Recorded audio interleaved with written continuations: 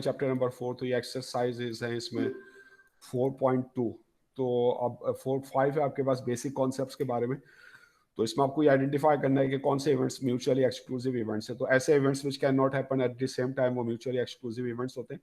तो अगर आपके पास एक स्टैंडर्ड डेक ऑफ 52 कार्ड्स है, कार्ड्स के बारे में इंफॉर्मेशन है आपके पास, तो पार्ट ए में आपको बताना है कि एक आप हार्ट ड्रॉ करते हैं और एक कोइन आप ड्रॉ करते हैं, तो क्या ये दोनों कार्ड्स एक साथ ड्रॉ हो सकते हैं? क्या ये म्यूचुअली एक्सक्लूसिव है, या ऐसा है कि ये कार्ड एक साथ ड्रॉ नहीं हो सकते? अगर एक साथ ये कार्ड्स ड्रॉ नहीं हो सकते तो ये फिर म्यूचुअली एक्सक्लूसिव इवेंट्स होंगे, और अगर ये एक साथ दोनों बातें पॉसिबल हैं तो फिर ये म्यूचुअली एक्सक्लूसिव नहीं होंगे। तो जो आप कार्ड ड्रॉ कर रहे हैं, क्या ये पॉसिबल है कि वो हार्ट भी हो और कोइन भी हो? तो नो सर। आपको पता है जो हार्ट का आपके पास कार्ड होता है उसमें कोइन भी शामिल होती है ना, तो आप हार्ट की कोइन जो है वो ड्रॉ कर सकते हैं। तो इस तरह ये पॉसिबिलिटी है कि आपका जो सर कार्ड है वो, जी सर आप एक बार ये जी, कार्ड वाला रिवाइज करवा दें हमें। क्यों? आप लोग थे नहीं क्या? सर थे हम प्रीवियस क्लास में, लेकिन अभी दिमाग से निकल गया है। अभी ये समझ में नहीं आ रहा हार्ड और ये क्वीन वाला सब। तो ये आपको अपने, चले मैं इसको बता देता हूँ।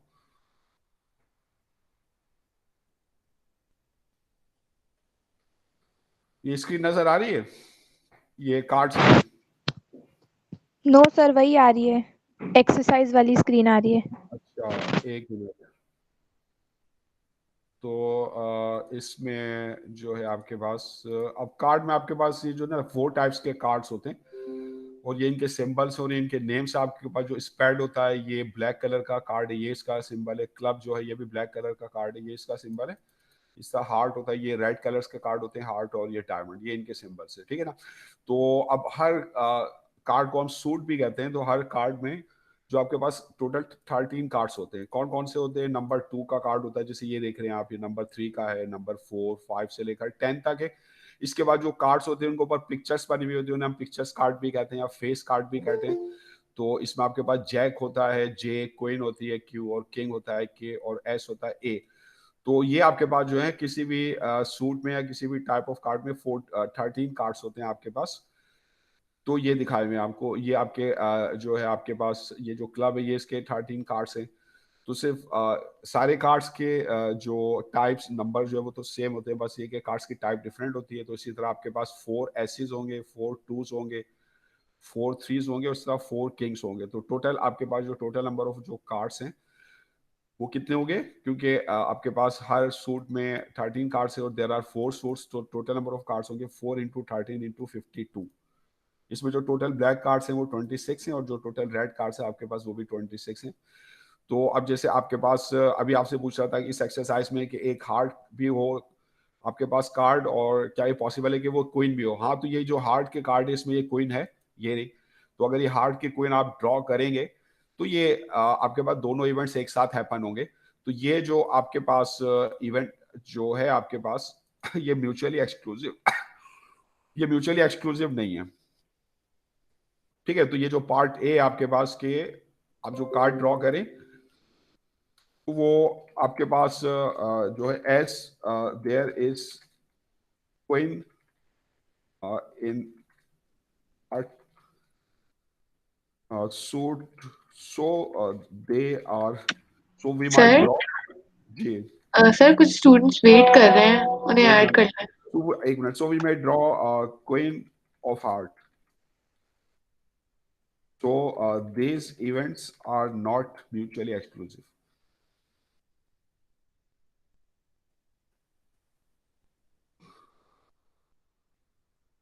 These ये जो इवेंट्स है आपके पास they are not mutually exclusive. Sir एक बार म्यूचुअली एक्सक्लूसिव का मतलब वापस से बता दें प्लीज। म्यूचुअली एक्सक्लूसिव इवेंट्स ऐसे इवेंट्स होते हैं जो एक साथ हैपन नहीं हो सकते। तो अब क्यूबीए का कोर्स आप पास भी कर लें और फेल भी कर लें, ये दो इवेंट एक साथ नहीं हो सकते। अगर आपने पास कर लिया तो आप फेल नहीं होंगे, फेल कर लिया तो पास नहीं होंगे। आज मंडे है और आज संडे भी है, तो ये भी एक साथ नहीं हो सकता। हाँ, अगर आज मंडे है और आज बारिश हो रही है, दो इवेंट से ये एक साथ हो सकते हैं। मंडे को बारिश हो सकती है। तो ऐसे इवेंट जो एक साथ हैपन नहीं हो सकते वो आपके पास जो होते हैं म्यूचुअली एक्सक्लूसिव इवेंट्स होते हैं। समझिए आप बात? Okay sir, thank you. अच्छा, तो अब इसमें आपके पास यहाँ पे तो कोई भी ऐसा नहीं है जो इंटर होना चाह रहा हो। तो उनसे बोले वो दोबारा जो है वो इंटर हो तो फिर मैं उनको अलाउ कर दूंगा। तो अच्छा, अब आ जाएं आपके पास, ये नजर आ रही है ना एक्सरसाइज वाली, ये पेज नजर आ रहा है ना आपको स्क्रीन। अच्छा, पार्ट बी है आपके पास। तो सर अगर दो इवेंट्स एक साथ हो रहे हैं तो वो म्यूचुअली एक्सक्लूसिव है। दो इवेंट्स एक साथ अगर हो रहे हैं तो वो म्यूचुअली एक्सक्लूसिव नहीं है। दो इवेंट्स एक साथ नहीं हो सकते तो वो म्यूचुअली एक्सक्लूसिव है। ठीक है। ठीक है। अच्छा, अब पार्ट बी में आपके पास क्या है? ये जो अभी कार्ड के बारे में ये आपके पास क्वेश्चन है कि आपके पास जो एक क्लब आप ड्रॉ करें, कार्ड क्लब भी हो और रेड कार्ड भी हो, तो आपको पता है तो जो ये क्लब, म्यूचुअली एक्सक्लूसिव होगा ना? क्यों क्यों होगा? नहीं है सर ये। क्योंकि जो क्लब है आपके पास वो किस टाइप का कार्ड होता है? रेड होता है या ब्लैक होता है? ब्लैक। वो ब्लैक होता ओके, है। ब्लैक अगर आपने क्लब ड्रॉ कर लिया तो इसका मतलब है वो ब्लैक कार्ड आपने ड्रॉ किया ना, तो रेड कार्ड तो ड्रॉ नहीं हो सकता।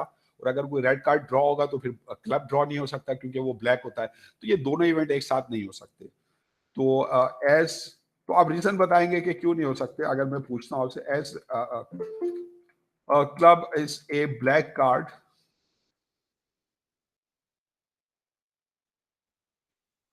so these two events are mutually exclusive. ये जो है आपके पास म्यूचुअली एक्सक्लूसिव है, they can not happen at the same time. So these two events can not happen at the same time. ठीक है ना? तो so these two events are mutually exclusive. अब सी पर अगर आप आ जाएं, सी आपके पास जो है वो उसमें दो इवेंट्स आपको बता रहा है। दो इवेंट्स कौन से आपके पास? एक इवन नंबर एंड ए स्पेट। आप जो कार्ड ड्रॉ करें उस हो पर एक सकता है। इवन नंबर लिखा हुआ हो, इवन नंबर यानी 2 4 6 8 10, नॉट और वो म्यूचुअली एक्सक्लूसिव होगा। क्यों? क्या स्पेड के कार्ड में इवन नंबर का कार्ड नहीं होता? क्या स्पेड के कार्ड के ऊपर होता है सर। 2 का होता है अगर सर, इसलिए होगा ना नॉट म्यूचुअली एक्सक्लूसिव। तो नॉट म्यूचुअली एक्सक्लूसिव होगा ना। एक्सक्लूसिव नहीं होगा। ठीक है ना? तो आपके पास, आप कह रही थी होगा, a spade card can be even number card. ठीक है, लाइक आप स्पेड का 2 ड्रॉ कर लेते हैं, 4 ड्रॉ कर लेते हैं। सो these events can happen at the same time. These events can happen at the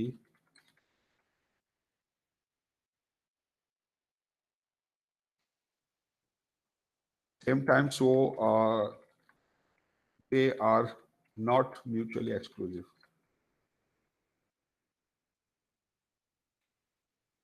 अच्छा, फिर आपके पास डी में एक एस आपके पास आप ड्रॉ करें कार्ड और वो इवन नंबर कार्ड हो। तो अब जहाँ पे जो एस आपके पास कार्ड होता है उसमें कोई नंबर लिखा हुआ नहीं होता। वैसे अगर हम देखें तो उसको नंबर 1 देते हैं जो कि इवन नंबर नहीं है। ठीक है ना? तो ये अगर आप एस ड्रॉ कर रहे हैं तो जहाँ पे इवन नंबर कार्ड जो है वो ड्रॉ नहीं होगा। और अगर आप एक इवन नंबर कार्ड अगर आप ड्रॉ करते हैं तो वो एस नहीं होगा, तो ये आपके सर तो ये म्यूचुअली एक्सक्लूसिव है। एक्सक्लूसिव है। तो आपके पास it's not an even number. Sir ji sir अगर ये an as and in odd number होता तो फिर क्या होता? हाँ, अगर आप देखें, आप जो नंबर कार्ड्स में ना उसको एस को शामिल नहीं करते, वो तो अलग है आपके पास 2 3 4। तो अगर ये आपसे बोलता है कि एक ऑड नंबर कार्ड ड्रॉ और एस ड्रॉ, तो ये भी म्यूचुअली एक्सक्लूसिव होते हैं। ऑड नंबर में यानी 3 ड्रॉ होता, 5 ड्रॉ होता, 7 होता या 9 होता, उसका मतलब ये होता। सो ये आपके पास, सो they are mutually exclusive.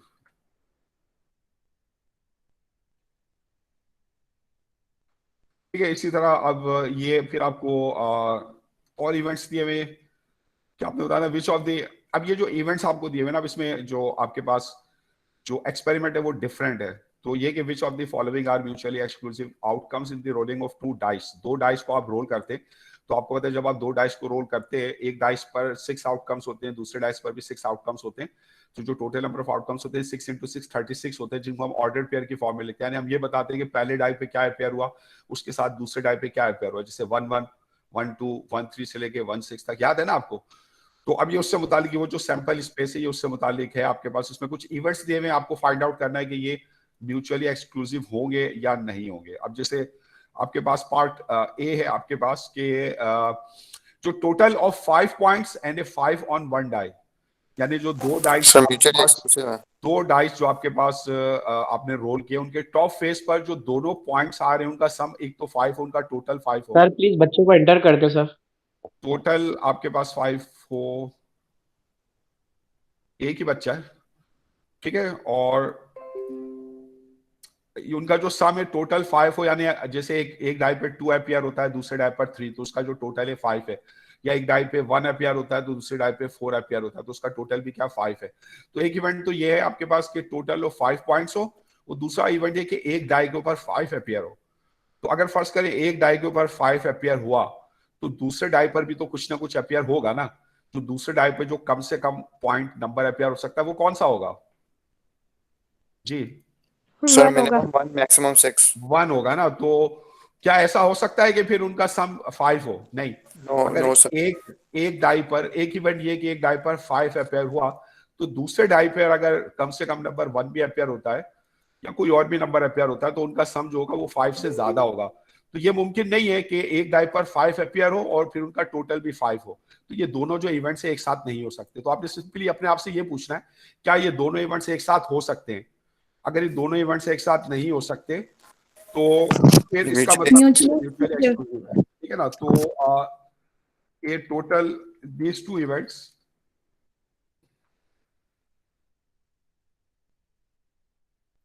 Are mutually exclusive. ये जो आपके पास इवेंट्स है ये म्यूचुअली एक्सक्लूसिव है।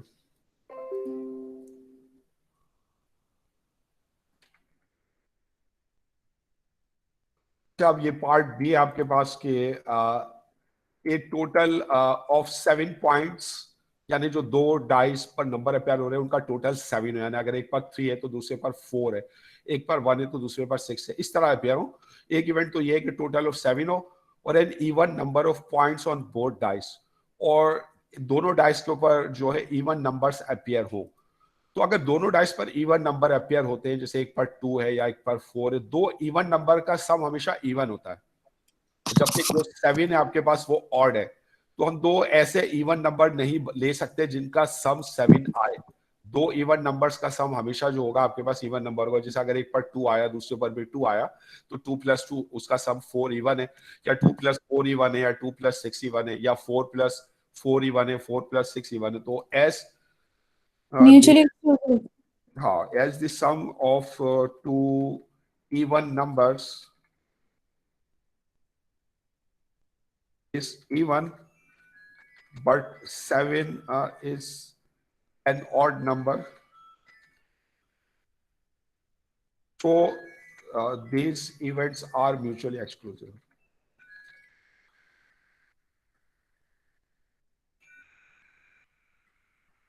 ठीक है, अच्छा सर फिर उसके ये बाद जी सर ये क्विज में या पेपर में अगर इस तरह के क्वेश्चंस आते हैं तो उसमें स्टेटमेंट लिखना लाजमी होगी,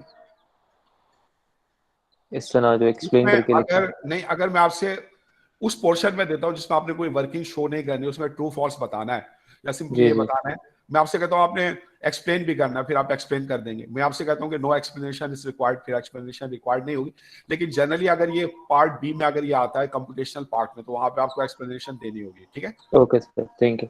अच्छा, फिर आपके पास जो है total of 8 points and an odd number of points on both dice. दोनों डाइस के ऊपर ऑड नंबर अपियर हो, तो अगर दो ऑड नंबर आप लें, क्या ऑड नंबर का सम जो है वो इवन यानी 8 हो सकता है? क्या दो ऑड नंबर ऐसे आप ले सकते हैं जिनका सम 8 हो? ले सकते हैं। 3 और 5 है, दोनों ऑड है, तो दो ऑड नंबर का सम जो है इवन पॉसिबल है। तो ऐसा हो सकता है कि जैसे अगर एक डाई पे 3 आया और एक पर 5 आया, तो ये दोनों बातें पूरी हो जाएगी, उनका टोटल भी 8 होगा और जो आपके पास दोनों डाइस उन पर ऑड नंबर भी आएगा। तो आप एग्जाम्पल्स देकर भी जो है कह सकते हैं, क्योंकि ये एग्जाम्पल है और इसमें दोनों इवेंट्स हो रहे हैं, तो उससे भी आप कह सकते हैं कि ये म्यूचुअली एक्सक्लूसिव नहीं है। तो जैसे as 3 and 5 appears, then their total is 7। इनका जो टोटल है वो आपके पास टोटल इज 8, 8 और जो बोथ आपके पास नंबर्स हैं and both numbers are odd, and both numbers are odd. So these two events can happen at the same time.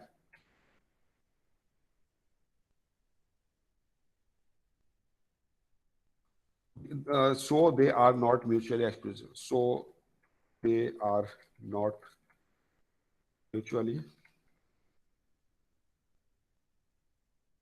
Exclusive. ठीक है, इस तरह डी है आपके पास के एक टोटल ऑफ 9 पॉइंट्स है. ये सब में टोटल दे रहा है और उसके साथ एक दूसरा इवेंट दे रहा है. टोटल को चेंज कर रहा है. टोटल ऑफ 9 पॉइंट्स, यानी एक पर 5 है तो दूसरे पर 4 हो. इस तरह हो, उनका सम 9 हो एंड ए 2 ऑन 1 डाई, और एक डाई के ऊपर 2 हो. तो क्या ये दोनों इवेंट्स एक साथ हो सकते हैं कि एक डाई पर 2 हो और दूसरे डाई पे मैक्सिमम, अगर एक डाई पर 2 है तो दूसरे डाई पे जो बड़े से बड़ा नंबर आ सकता है वो क्या आ सकता है? 6 आ सकता है ना. तो जो मैक्सिमम वैल्यू सम की पॉसिबल है वो 8 है, तो 9 नहीं आ सकता. तो ये दोनों इवेंट्स म्यूचुअली एक्सक्लूसिव है. एक्चुअली इसमें जो एक टोटल ऑफ 9 पॉइंट्स है ये तो हो ही नहीं सकता, ये इम्पॉसिबल इवेंट है. इसकी प्रोबेबिलिटी क्या होगी? 0 होगी. आप 2 डाई को रोल करें, नहीं ये हो सकता है क्योंकि 5 और 4 है. 5 और 4 आ सकता है ये आ सकता है. तो as 2 as maximum total it 2 is when 6 appears, which is 8. So total. Sir ये बात समझ नहीं आई. कौन सी बात? सर एक टोटल पॉइंट 9 होने चाहिए और एक डाई पे 2 आए, तो अगर लाइक 2 + 6 8 होगा. अगर एक डाई पे 2 आए तो दूसरे डाई पे क्या कोई ऐसा नंबर आ सकता है कि उनका सम 9 हो? मैक्सिमम है नहीं सर, नहीं आ सकता ना. मैक्सिमम 6 होगा ना. ज्यादा से ज्यादा जो पॉसिबल है वो आपके पास क्या हो सकता है कि जो मैक्सिमम वैल्यू ऑफ टोटल आपके पास है 2 इज, यानी 2 अगर एक डाई के ऊपर हो वो आपके पास कब होगी? जब 6 अपेयर होगा. और जो आपके पास टोटल होगा वो आपके पास क्या होगा? या आप ये कह लें, इस तरह से इसको लिख रहे हैं language, maximum 8 is the maximum value of total when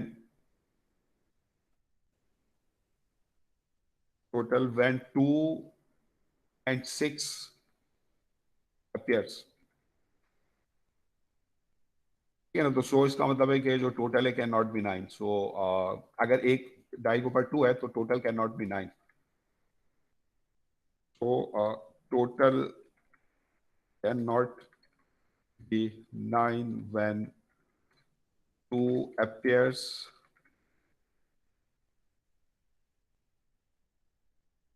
on one die. So these events cannot happen at the same time. Cannot happen at the same time. तो ये जो आपके पास है, so they are mutually exclusive.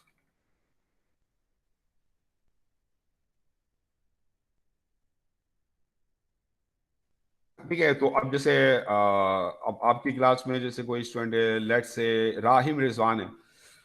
तो राहिम रिजवान, एक event ये है कि एक पाकिस्तानी इज चूजन रैंडमली और वो राहिम रिजवान है. ठीक है ना. और एक इवेंट ये है कि जो पाकिस्तानी हम चूज कर रहे हैं वो प्राइम मिनिस्टर ऑफ पाकिस्तान है. तो can the Rahim Rizwan be the prime minister of Pakistan? क्या these two events can happen at the same times? क्या समझते हैं आप लोग? म्यूचुअली एक्सक्लूसिव No, या sir. नहीं? ये हो सकता है राहिम रिजवान मिनिस्टर बन जाए. दोनों इवेंट्स जो है ये आपके पास जो है पॉसिबल होंगे. हो सकता है बाज लोग डिसएग्री करें. ठीक है. तो दे आर म्यूचुअली एक्सक्लूसिव. अच्छा, जो लास्ट है आपके पास वो क्या है? A total of 10 points and a 4 on 1 die. अब बताएं मुझे. टोटल 10 हो और एक सर ये हो सकता है क्योंकि अगर इनका टोटल 10 हो सकता है, तो ये हो सकता है तो दे आर हो नॉट सकता है. जैसे एस तो आपके पास when 4 and 6 appears, then both these events happen. Both these events happen. यानी आपके पास जो है वो 4 भी अपेयर हो रहा है और साथ ही जो टोटल है वो 10 भी है.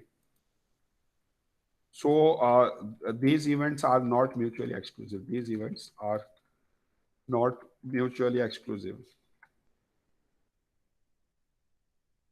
ठीक है ना. तो जो एक बैट्समैन है वो उसने 0 रन बनाए और बैट्समैन को मैन ऑफ द मैच मिला। ये 2 इवेंट्स हैं। A batsman makes 0 run, a batsman gets man of the match award. तो क्या ये दोनों इवेंट्स एक साथ हो सकते हैं? No sir. नो क्यों? हो सकता है कि नहीं, अगर वो बॉल्स अच्छी, अगर देखें वो man of the match award सिर्फ बैटिंग के ऊपर तो नहीं होता है ना। हो सकता है कि उसने बहुत रन आउट कर दिए हो, बहुत अच्छी फील्डिंग करी हो, कैचेस पकड़े हो, उस बुनियाद पे मैच का रिजल्ट जो है वो टीम के हक में चला गया हो और उसको मैन ऑफ द मैच मिल गया हो। बात समझ आ रही है ना? तो ये पॉसिबिलिटी है, ठीक है ना। अच्छा, अब आ जाए आप, ये आपके पास 4 7 है, तो इसमें consider a stack of 9 cards. ये 9 कार्ड्स आपको जो दिए हुए हैं, ये बता रहे हैं ये कौन कौन से कार्ड्स हैं। ये नंबर 2 थ्रो 10, 2 से लेकर 2 3 से लेकर ये आपके पास 10 इनके ऊपर नंबर्ड है। अच्छा, give a collectively exhaustive list. Collectively exhaustive का मतलब ये होता है ऑल पॉसिबल आउटकम्स, यानी उसमें कोई आप छोड़े नहीं।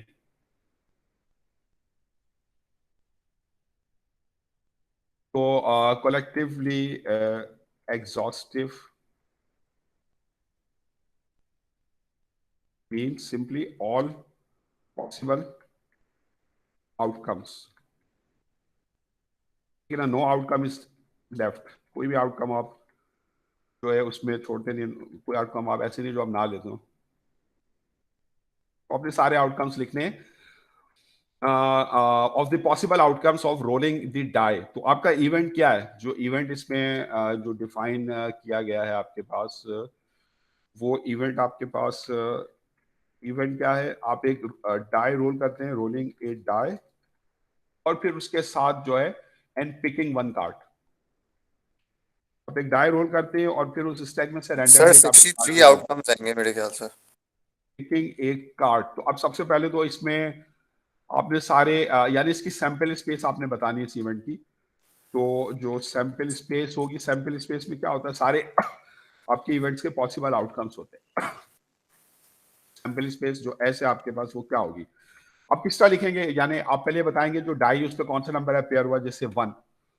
ये ऑर्डर पेयर में मैं बता रहा हूँ। डाई पे 1 है पेयर हुआ, पहले डाई का नंबर बताया, और जो कार्ड आपने ड्रॉ किया उसके ऊपर नंबर 2 है, तो 1 2 है पेयर हुआ। सर तो ये 9 into 6 हो जाएगा ना, 54। मना तो नहीं कर रहा ना, पहले मैं सैंपल स्पेस लिखवा रहा हूँ। मैं आपसे कह रहा हूँ सैंपल स्पेस लिखवाया, मुझे नंबर ऑफ आउटकम्स बता रही, सैंपल स्पेस लिखवाया ना। क्या होगा फिर आपके पास? वो उसकी बात का काम है। 1 3, फिर क्या होगा आपके पास? पहले डाई पे 1 हो, दूसरे डाई पर आपके पास 4 हो। फिर क्या होगा? पहले डाई पे 1 हो, दूसरे डाई पर आपके पास जो हो वो 6 हो। इस तरह बाकी आप पैटर्न आप समझ गए, तो आप इस तरह कर सकते हैं। एग्जाम में भी 2 दिन बता के वो पैटर्न शो कर दें, फिर लास्ट सारे लिखने की जरूरत नहीं है। उसी तरीके से लास्ट में आपके पास क्या होगा? 1 10। ये तो एक हो गया। अच्छा, ये तो उस वक्त हुआ जब पहले डाई पे आपके पास 1 आया, डाई पे 1 आया। फिर क्या होगा? अब पहले डाई का मेंबर बता रहे, पहले डाई पे 2 आए और दूसरे डाई पे 1 आए। क्या ये पॉसिबल है? नहीं सॉरी, दूसरे डाई पे तो कार्ड हो, उस पे नंबर 1, कोई कार्ड नहीं है। तो ये आपके पास क्या होगा? 2 2 होगा। 2 2 के बाद फिर डाई पे 2 हो, कार्ड का नंबर 3 हो। इस तरीके से जो है आपके ये चलेंगे। और ये लास्ट में आपके पास डाई पर 2 हो, जो कार्ड पे नंबर हो वो आपके पास 10 हो। इस तरह ये पैटर्न आप इसी तरीके से आप ये इस तरह दिखा सकते हैं, मतलब एग्जाम में भी। इस सारे जरूरत नहीं कि आप सारे लिखें। इस तरह ये आपने बता दिए, 3 के साथ हो गया, 4 के साथ हो गया, फिर पहले डाई पर आपके पास जो है वो 5 वाले के साथ हो गया, और फिर ये लास्ट में आप दिखा देंगे डाई पर 6 हो और जो कार्ड पे नंबर हो वो 2 हो। एक ही दिखा दें, काफी है। पैटर्न वाज़ेह तो टाइम ज़ाया करने की जरूरत नहीं। और याद रखें, एग्जाम में कभी भी क्वेश्चन मत उतारें आप। बहुत सारे लोग क्वेश्चन उतारते हैं फिर जवाब लिखते हैं। सिर्फ क्वेश्चन का नंबर लिखें और उसको आंसर दें, और एक ही पेन यूज करें काफी। ये नहीं कि आप 2 पेन यूज करें। टाइम बचाएं, टाइम मैनेजमेंट है ये। तो टाइम मैनेजमेंट में आप एक ही पेन लें और उसका क्वेश्चन उतारने की जरूरत नहीं, क्वेश्चन का नंबर लेकर सिर्फ आंसर करें और उसी से सारा काम कर लें। तो इससे आपकी टाइम मैनेज हो जाएगा। ये कोई प्रेजेंटेशन वाला पेपर नहीं है। आपकी राइटिंग भी अगर खराब हो, आपका कंटेंट सही होना चाहिए। जो आप वो कर रहे हैं ना, जो आंसर दे रहे हैं, वो आपको सही करना है, ठीक है ना। अच्छा, अब उसके बाद अब अच्छा, दूसरे पार्ट में क्या बोल रहा है? How many elements are there in this sample space, यानी जो नंबर ऑफ एलिमेंट्स है in your sample space, NS। वो जो है आपने बताना है number of elements in your sample space. तो जो आपके पास number of elements in your sample space है, या इसको जस्ट हम जो है बाजू जस्ट कैपिटल एन से भी डिनोट करते हैं। कितने होंगे आपके पास? तो डाई के अंदर कितने होते हैं? 6 होते हैं ना, 6 आउटकम्स होते हैं। और कार्ड्स जो आपको दिए हुए 2 से लेकर 10 तक 9 कार्ड्स थे, ठीक है ना। टोटल कितने आपके पास फिर आउटकम्स पॉसिबल होंगे? 9 इंटू 6 54, ठीक है। अच्छा, फिर आप आ जाएं, आपके पास 4 8 है। अब ये 4 8 जो है मैं आपके पास छोड़ता हूँ ये प्रैक्टिस के लिए, इसको आप खुद कीजिएगा, ठीक है। सर एक चीज ये पूछ रही थी कि जब जी। हम ये डाई को थ्रो कर रहे हैं तो वो 1 2 1 3 1 4, उसके बाद फिर जब सेकंड दफा डाई हमने किया तो नहीं फिर नहीं, 2 सेकंड दफा नहीं किया भाई, एक ही दफा डाई किया। एक दफा एक डाई आपने रोल किया और फिर आपने एक कार्ड को पिक कर लिया। ये आपका जो इवेंट है ये कंप्लीट हो गया, सही है। सर तो हर सैंपल स्पेस के अंदर 9 आपके वो एलिमेंट्स आ रहे हैं ना, या 9 आउटकम्स आ रहे हैं? नहीं नहीं, हर सैंपल स्पेस में 9 नहीं आ रहे। जो आपके पास जो आप जो कार्ड ड्रॉ कर रहे हैं उसमें कितनी पॉसिबिलिटीज हैं? कितने कार्ड्स हैं आपके पास? 9 कार्ड है ना। तो वो जो आप कार्ड ड्रॉ कर रहे हैं तो वो कौन सा कार्ड होगा? वो कोई सा भी हो सकता है, 2 भी हो सकता है, 3 भी हो सकता है। कितनी पॉसिबिलिटीज है? 9 पॉसिबिलिटीज है।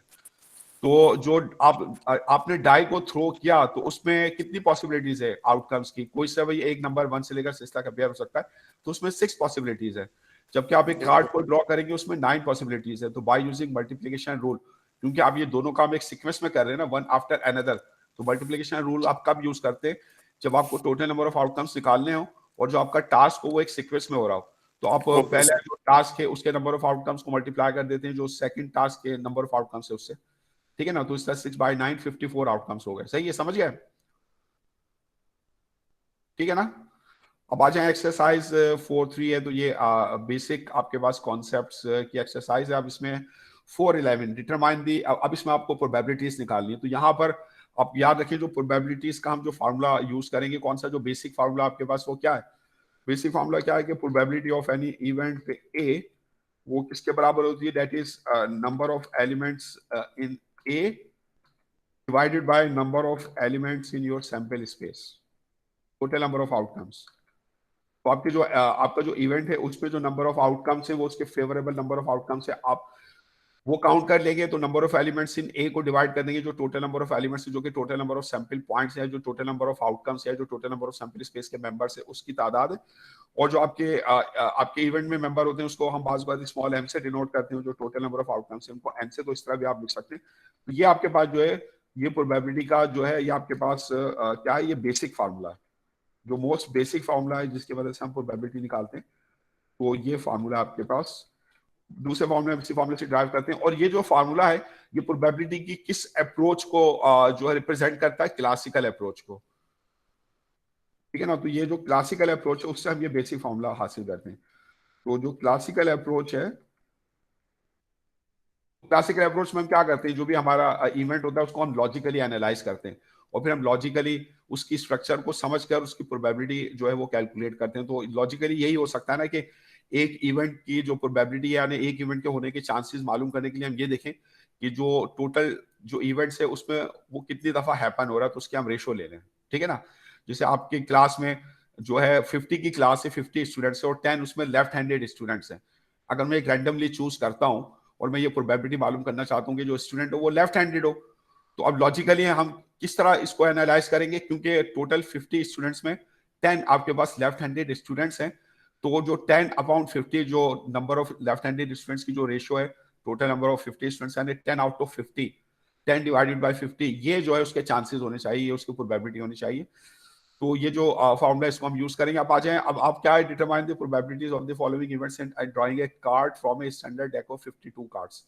एक कार्ड आप ड्रॉ कर रहे हैं, तो अब जो एक कार्ड ड्रॉ कर रहे हैं तो अब हर इवेंट की प्रोबेबिलिटी निकालनी है। तो पार्ट ए में आए, पार्ट ए जो है आपके पास, इसमें आपका इवेंट क्या है? जो कार्ड आप ड्रॉ करें वो 7 हो, A7, यानी जो कार्ड आप ड्रॉ करें उसके ऊपर नंबर 7 लिखा हो। तो आप मुझे बताइए जो 52 कार्ड्स होते हैं उसमें नंबर 7 वाले कार्ड्स कितने होते हैं? सर 4 4 होते हैं। 4 होते हैं। तो 4/52। 4/52। तो ये जो इवेंट है आपके पास यानी कि 7 अपियर हो, इस इवेंट को आप कह लें ए कह दें। कि आपके पास क्या है, जो फार्मूला आपके पास है number of elements in A divided by total number of elements, तो ये आपके पास सिंपली क्या है 4 डिवाइडेड बाय 52, तो फिर आप इसको डिवाइड कर देंगे तो ये आपके पास क्या हो जाएगा 1 डिवाइडेड बाय 13, और आप इसको चाहे फटा डेसिमल में लिख सकते हैं, यहीं पे छोड़ दें कोई मसला नहीं है। फिर आप आ जाए बी पार्ट है। बी पार्ट में आपके पास इवेंट क्या है, ब्लैक कार्ड। कितने ब्लैक कार्ड होते हैं? Sir 26 I guess. Black card को मैं सर 26 तो probability that a black card is drawn, तो बी इवेंट है आपके पास कि ब्लैक कार्ड हम ड्रॉ कर रहे हैं, तो जो total number of black cards हैं आपके पास उनको आप डिवाइड कर देंगे जो टोटल नंबर ऑफ कार्ड्स हैं उनसे। तो यहाँ पे इस पूरे क्वेश्चन के लिए जो आपके पास नंबर ऑफ एस है आपके पास, यानी total number of members in your sample space, ये दरअसल टोटल नंबर ऑफ कार्ड्स के बराबर है। हर कार्ड एक इवेंट है, तो देयर आर 52 कार्ड्स, तो आपके पास जो सैंपल स्पेस है उसमें 52 मेंबर्स है, तो इसकी जो प्रोबेबिलिटी आपके पास 26 ब्लैक कार्ड्स हैं आउट ऑफ 52, ठीक है ना, तो ये आपके पास हो जाएगी हाफ। यानी ऑब्वियसली बात है अगर आधे कार्ड ब्लैक है तो 50% चांस है, 0.5 है, डेसिमल में लिख सकते हैं, परसेंटेज में भी लिख सकते हैं, 50% चांस है कि जो कार्ड होगा आपके पास वो ब्लैक होगा। फिर उसके बाद ए ब्लैक 2 और ए ब्लैक 3, तो सर ये एस और किंग वाला नहीं किया आपने ऊपर पार्ट सी में? एन एस और पार्ट सी है सर वो। सी जो है आपके पास क्या था आपके पास 52 cards, A events in dying card, A B और सी। अच्छा सी ए, क्या आपके पास एक एस हो या आपके पास एक किंग हो, तो इसमें सी में अगर आप आ जाएं तो सी जो है आपके पास तो आपके पास जो हैं कितने आपके पास एसिस होते हैं, जो number of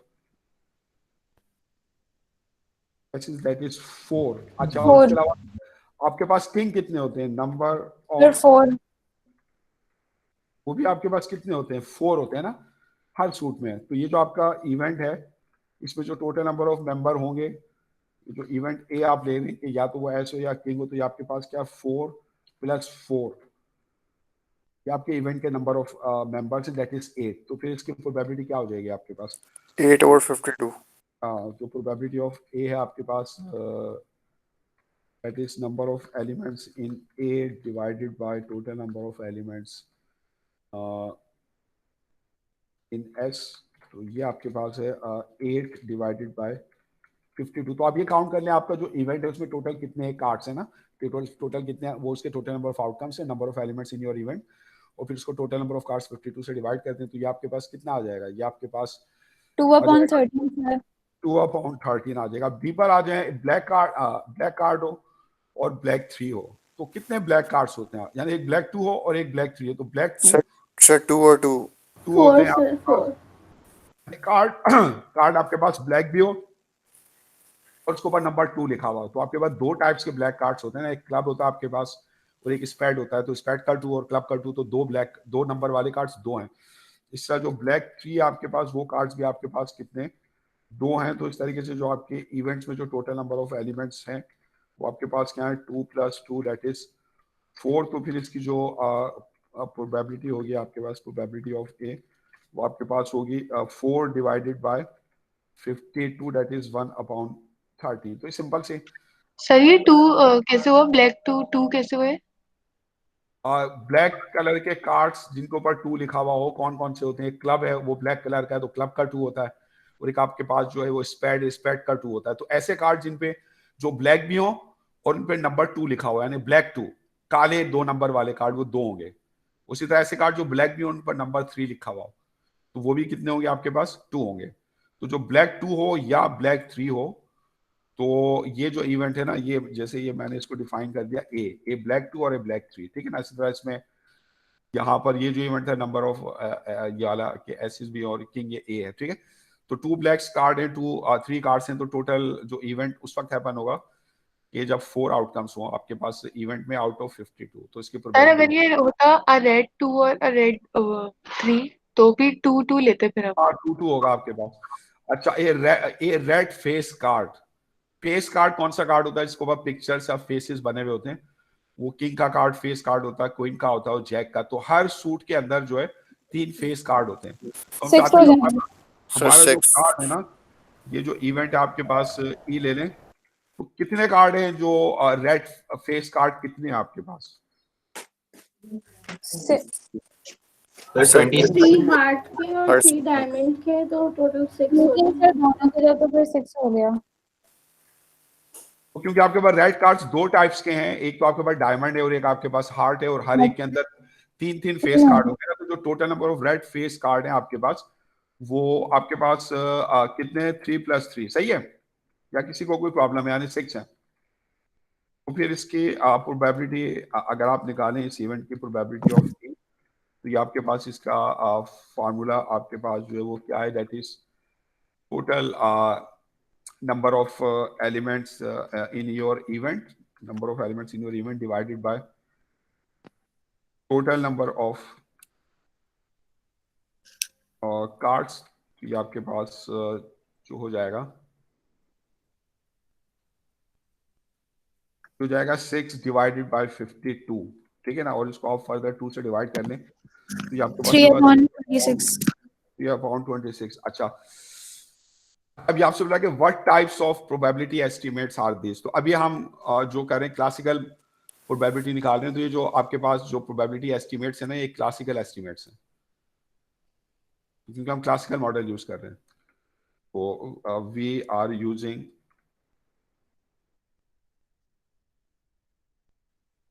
classical model, so these estimates are classical।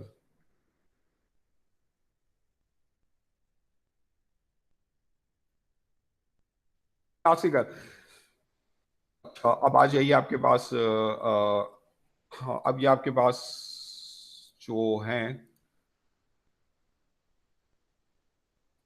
Applications में आ जाइए और फर्दर एक्सरसाइज करते हैं। तो 413 है आपके पास। तो below is a frequency distribution, ये फ्रीक्वेंसी डिस्ट्रीब्यूशन दी हुई, और ये क्लासेस आपको गिवन है of annual sales commissions from a survey of 300 media sales people. तो जैसे एनुअल कमीशन अगर बिटवीन 0 एंड $4,999 है, तो कितने सेल्स पीपल हैं जिनका कमीशन इस रेंज में वो 15 है, ये उसकी फ्रीक्वेंसी है। इस तरह 25 सेल्स पीपल का कमीशन इस क्लास से बिलोंग करता है, उनका जो एनुअल सेल्स कमीशन है वो बिटवीन $5,999 के दरमियान। इस तरह ये आपको डेटा दिया हुआ है। तो इसके अंदर जो क्लासेस हैं उसके अंदर जो एनुअल सेल्स कमीशन है उसकी रेंज आपको दी हुई है, और कितने सेल्स पीपल जो है उनको इतना एनुअल जो है कमीशन मिलता है, तो वो फ्रीक्वेंसी है आपके पास। तो मतलब बेस्ड ऑन दिस इंफॉर्मेशन, तो what is the probability that a media sales person makes a commission between 5,000 and 10,000। ये आपका इवेंट है कि आप ये मालूम करना चाहते हैं कि जो आपका सेल पीपल है वो जो है कमीशन बनाए इस रेंज में बिटवीन 5,000 एंड 10,000। तो आप देखें बिटवीन 5,000 एंड 10,000 के दरमियान, यानी ये इस क्लास में आप आ रहे हैं, ये सेकंड क्लास है, इसके अंदर इसकी ये वो पीपल हैं, ये वो सेल्स पीपल हैं जो कितना कमीशन आपके पास बनाते हैं 5,000 और 10,000 के दरमियान, 25 हैं, ठीक है ना? तो सर ये जो तो ये इंक्लूडिंग 5,000 एंड 10,000 होगा या एक्सक्लूडिंग, मतलब 5,000 बिटवीन कह रहा है ना, तो इसके अंदर ये मतलब बिटवीन का मतलब है कि जरूरी नहीं कि ये एंड पॉइंट शामिल हो। तो ये 5,000 से ग्रेटर देन और ये 10,000 से लेस देन है, ठीक है? तो इसमें हम ये जो क्लास है इसको हम जो है वो शामिल करेंगे।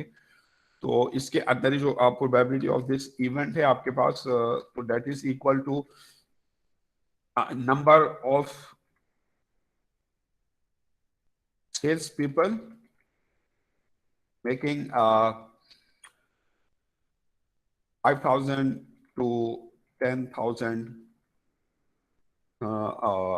आपके पास कमीशन, और इसको आप जो है डिवाइड जो है वो आप किससे करोगे? इसको आप डिवाइड करेंगे total number of sales people. Total frequency से हो जाएगा सर। हाँ, टोटल फ्रीक्वेंसी से, total number of sales people या टोटल फ्रीक्वेंसी समेशन एफ अगर आप नोटेशन में लिखेंगे। तो अब आप देख रहे हैं कि कितने सेल्स पीपल हैं जो इस रेंज में जो है उनको कमीशन मिलता है 25। ये आपके पास इस तरह भी लिख सकते हैं, number of elements in your event A है डिवाइडेड जो total number of sales people है ना, वो आपके क्या है, हर सेल्स पीपल एक का समझ लें आउटकम है, तो वो जो total number of sales people है वो टोटल नंबर ऑफ आउटकम्स है, number of elements in S है।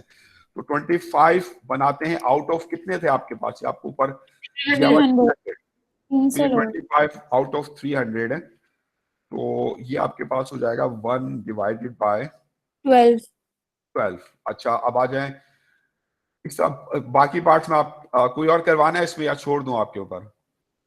जैसे ये सी में है, सी में देखें मोर देन 20,000, तो ये जो क्लास है ना, तो मोर देन 20,000 में एक तो कितने सेल्स पीपल है जिनका कमीशन मोर देन 20,000 है, वो है 70 + 30।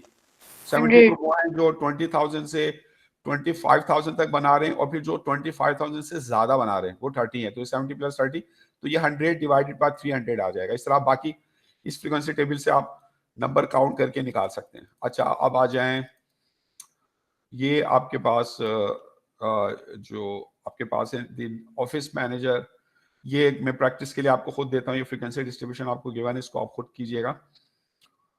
जब तक आप खुद नहीं करेंगे तो उस वक्त तक आप सीखेंगे नहीं, ठीक है। अच्छा अब आ जाइए, अब इसमें अच्छा अभी क्योंकि अभी हमने सिर्फ क्लासिकल पढ़ी है, रिलेटिव और सब्जेक्टिव अभी नहीं पढ़ी, जब हम उसको पढ़ लेंगे तो फिर हम इस एक्सरसाइज को करेंगे।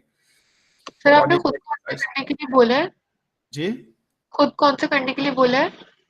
जो नहीं करवाए, कौन कौन अच्छा। से नहीं करवाए? 415 एक ऊपर भी नहीं करवाया था, 4-7 नहीं करवाया, 4-8 नहीं करवाया था। 4-8 है, वो आप खुद कर लीजिएगा। अब आपके पास आ जाएं अब बेसिक कॉन्सेप्ट्स में, अब ये आ जाएं, ये वेन डायग्राम आपको गिवन है। अब वेन डायग्राम से जो है आप किस तरीके से प्रोबेबिलिटी कैलकुलेट कर सकते हैं। वेन डायग्राम से आप नंबर ऑफ इवेंट्स को किस तरह, आप किसी भी इवेंट में नंबर ऑफ आउटकम्स को आप किस तरह काउंट कर सकते हैं। तो from the following Venn diagram, अब इसमें ये दो इवेंट्स है आपके पास ए और बी, अगर ये ओवरलैपिंग होते हैं तो इसका मतलब क्या होता है कि ये दे can happen at the same time, और अगर ये नॉन ओवरलैपिंग है तो इसका मतलब क्या, they are mutually exclusive, they can not happen at the same time. तो यहाँ पे ए और बी जो है इनमें कोई पार्ट कॉमन नहीं है, इसका मतलब है they can not happen at the same time, ठीक है ना। तो they are mutually exclusive. Mutually exclusive में क्या होता है, उनका जो इंटरसेक्शन होता है ना, दो इवेंट्स का इंटरसेक्शन अगर नल है, एम्प्टी सेट है, तो वो म्यूचुअली एक्सक्लूसिव है। और अगर ओवरलैपिंग कर रहे हैं तो उनका इंटरसेक्शन नल नहीं होगा, तो फिर वो म्यूचुअली एक्सक्लूसिव नहीं होगा। तो वेन डायग्राम से आप इस तरह बता सकते हैं कि ये म्यूचुअली एक्सक्लूसिव है या नहीं है। तो अब इसमें from the following Venn diagram which indicates the number of outcomes of an experiment corresponding to each event and the number of outcomes that do not correspond to either event। तो अब जैसे अगर इवेंट ए हैपन होता है तो इसके अंदर number of outcomes कितने हैं, 11 है। इवेंट बी हैपन होता है उसमें नंबर ऑफ आउटकम्स कितने हैं, 7 है। और जो इनके सर्किल से जो बाहर नंबर लिखा हुआ है 42, इसका मतलब है ये वो नंबर ऑफ आउटकम्स है जो उस वक्त होंगे जब ना तो ए हैपन हो ना ही बी हैपन हो, जो इनसे बाहर है। तो फिर टोटल नंबर ऑफ आउटकम्स कितने हो जाएंगे, यानी एन एस वो 50 हो जाएंगे। 42 + 7 और +11, ये इसके अंदर फिर ये काउंटिंग में जो है ये आपको गलत लिखा हुआ है। 11 + 7 आपके पास 18 है, 60 होगा। तो टोटल नंबर ऑफ आउटकम जो इनका सम होगा 42 + 7 + 11 ये 60 है, ये टाइपो है, ठीक है। तो टोटल आउटकम्स हम किस तरीके से जो है वो निकालते हैं इस वेन डायग्राम से, जो number of elements in S है, टोटल नंबर ऑफ आउटकम्स। तो ये आपके पास है 11 + 7 and +42, तो दैट इज 60, ठीक है। तो अब आपने प्रोबेबिलिटी बतानी है। ये आपने जो ऐड किया 11 वो आउटकम्स हैं जो आपके पास उस वक्त होंगे जब इवेंट ए हैपन होगा और ज्यादा देर टोटल में शामिल है, और 7 इसमें वो हैं जो उस वक्त होंगे जब बी हैपन होगा। और क्योंकि इनमें कुछ कॉमन नहीं है तो ये म्यूचुअली एक्सक्लूसिव है, तो सिंपली आप इनको ऐड कर लोगे। 11 + 7 यानी 11 ए वाले हैं, 7 बी वाले हैं, और 42 वो है जब ना तो ए हो ना ही बी हो। तो जो इन दोनों सर्किल्स के अंदर नंबर्स लिखे हुए और जो इस सर्किल के बाहर नंबर लिखा हुआ है, इन सबको ऐड कर लेंगे तो ये आपके पास टोटल नंबर ऑफ आउटकम्स आ जाएंगे, यानी वो आउटकम्स आ जाएंगे, वो नंबर ऑफ एलिमेंट्स आ जाएंगे जो आप इसके रेक्टेंगल में शामिल है, ठीक है। तो टोटल आपके पास नंबर ऑफ आउटकम्स कितने हैं, 11 + 7 + 42 दैट इज 60। अब बताएं प्रोबेबिलिटी ऑफ ए क्या होगी आपके पास अब इस इवेंट की 11/60। प्रोबेबिलिटी ऑफ ए जो है आपके पास इवेंट ए की है, किसके बराबर है, क्या फॉर्मूला होता है, number of elements in A divided by number of elements in your sample space. तो ए में कितने एलिमेंट्स है आपके पास? 11 और टोटल कितने आपके पास? 60 है, ठीक है ना। इस तरह आपके पास अगर आप निकालते हैं probability of B, probability of B आपके पास किसके बराबर है? Number of elements in event B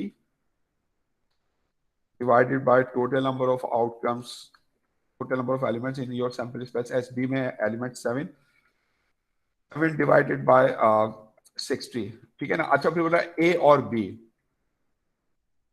तो यानी या तो ए हो या आपके पास बी हो, ए और बी।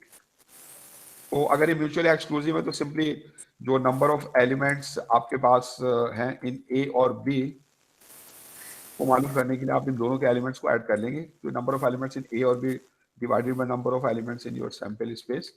तो number of elements in A और बी कितने आपके पास? 11 18/60 हो जाएगा।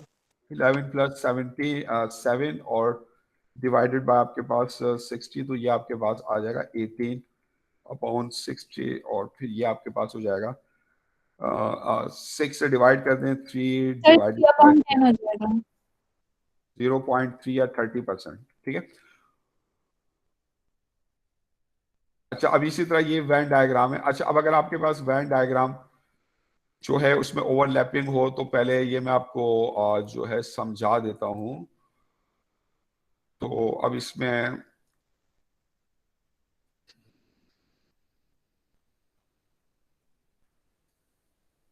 ठीक है, तो अगर आपके पास फर्ज करें कि दो आपके पास ये आपकी सैंपल स्पेस है,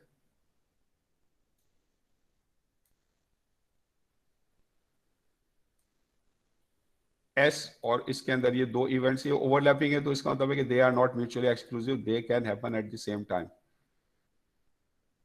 ठीक है ना। अब फर्ज करें कि ए और बी का जो इंटरसेक्शन है, जो कॉमन मेंबर है दोनों में, वो 2 है।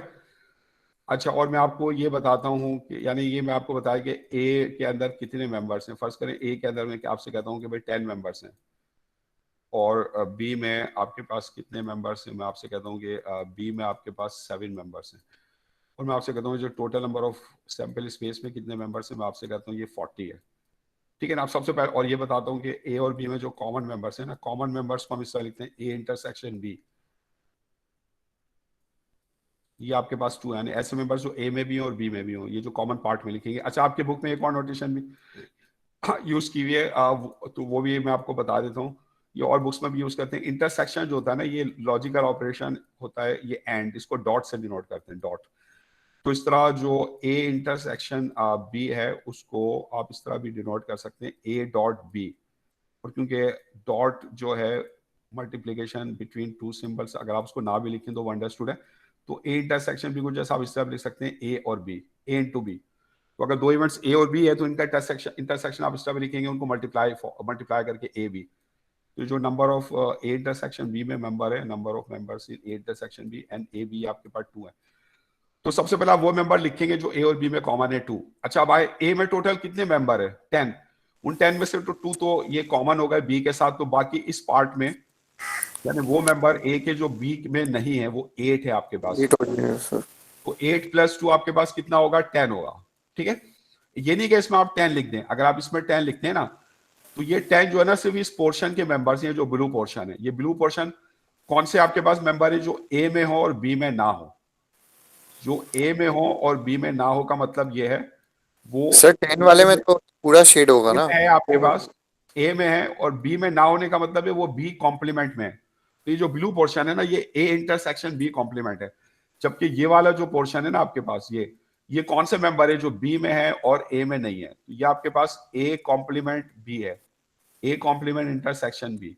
कॉम्प्लीमेंट का मतलब है नॉट इन ए, और ये जो ए इंटरसेक्शन बी है ना, ये आपके पास क्या? ए इंटरसेक्शन बी के मेंबर 2 यानी ए बी, ठीक है। तो अगर आपके पास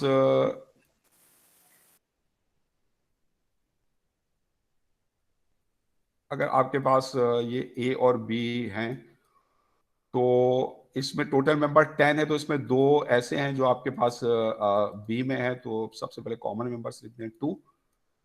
तो यहाँ पे एस के मेंबर इस तरह लिखेंगे कि 2 में ऐड करें तो टोटल 10 हो जाए जो आपको गिवन है, ठीक है ना। इस सब बी में टोटल 7 है, तो 2 तो ए के साथ कॉमन है, तो यहाँ पे कितने होंगे 5, ताकि 5 + 2 7 हो, ठीक है। तो ए और बी दोनों में टोटल कितने मेंबर्स हैं, 8 + 2 10 और 10 + 5 कितने हो गए 15, और टोटल कितने थे आपके पास 40। तो जो ए और बी दोनों में नहीं है, जो बाहर है इन दोनों के ना, जो बाहर के पोर्शन में आप लिखेंगे वो 25 है, क्योंकि 25 + 8 + 2 + 5 should be equal to total number of elements in S. तो एस के अंदर टोटल 40 है, जिसमें 25 तो वो है जो ना तो ए में और ना ही बी में, और 10 वो है जो ए में है, इसमें से 2 वो है जो बी के साथ कॉमन है, तो 8 वो है जो ए में तो है लेकिन बी में नहीं है।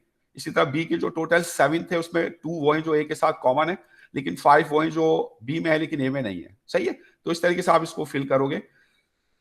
अच्छा, अब इसी तरह अगर फर्स्ट करें इसका रिवर्स करना हो, रिवर्स करने का मतलब ये कि अब आपको इस तरह ये नंबर्स गिवन हो और फिर आपने टोटल मेंबर्स को काउंट करना हो। ये आपके सर पास 8 जो होगा वो ए बी कॉम्प्लीमेंट होगा ना? 8 ए का कॉम्प्लीमेंट नहीं है, बी का कॉम्प्लीमेंट है। ए में है और बी में नहीं है, ए बी कॉम्प्लीमेंट है, ए इंटरसेक्शन बी कॉम्प्लीमेंट, ठीक।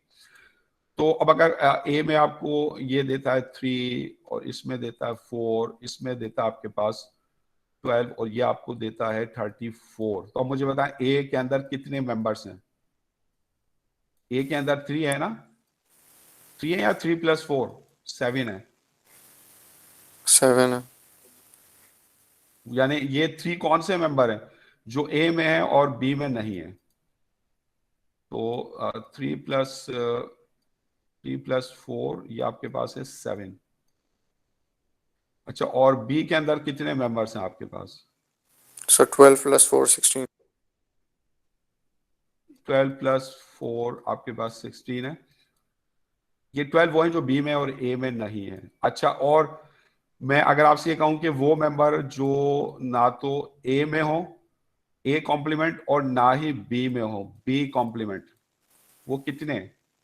माइनस कर देंगे 34 माइनस, ये 34 है ना भाई, ये माइनस क्यों करेंगे, 34 आ गया।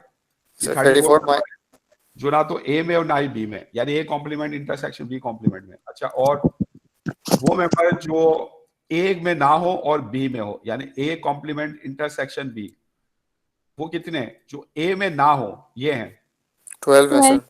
12 हो जाएंगे। ये आपके पास ये मेंबर कौन से हैं? ये हैं जो ए में नहीं है और बी में है। और इसी तरह जो number of members which are in A but not in B, A intersection B complement. यार रखें डॉट का मतलब इंटरसेक्शन है, जो ए में हो लेकिन बी में ना हो, तो वो कितने आपके पास? 3 है। अच्छा, और टोटल नंबर ऑफ मेंबर्स कितने हैं? एन एस, एस में कितने मेंबर्स हैं? वो कितना है? 3 + 4 + 12 + 34। वो 3 + 4 टोटल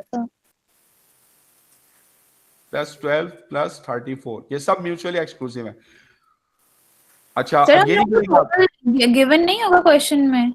नहीं गिवन है ना, वो निकालना है, ठीक है। तो ये वेन डायग्राम से निकालना है सब। तो 3 + 4 7 और 7 और 34 41 और 2 12 53, तो टोटल आपके पास जो है वो 53 है।